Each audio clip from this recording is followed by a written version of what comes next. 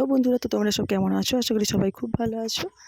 তো আজকে ডিউটি সেরে সকাল সকাল বাড়ি ফেরার পথে দেখো ওরা হনুমানগুলো পথ আটকে বসে আছে, সব এক গাদা হনুমান।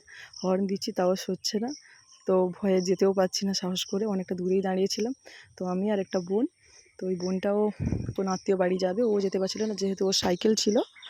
তো কী করবো তাই ভাবছিলাম, ভালোও লাগছিলো হনুগুলোকে দেখতে, একসঙ্গে এতগুলো হনু।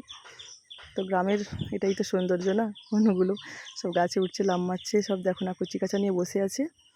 তো তারপর পাশেই ছিল, ওর পাশেই ছিল স্কুল। স্কুলের বাচ্চাগুলো বেরিয়ে, যারা বিছু বিছু ছেলেগুলো থাকে না, তো ওরা আমাদেরকে বলছে এই হনুমানগুলো পেরিয়ে যেতে পারছে না। তো আমরা ভাবলাম তোরা একটু তাড়িয়ে দে না। তো তারপর তখনই একজন দাদা এসে তো আমাদের হনুগুলোকে তাড়িয়ে দিল, তো আমরাও পেরিয়ে চলে এলাম বাড়ি। Thank you.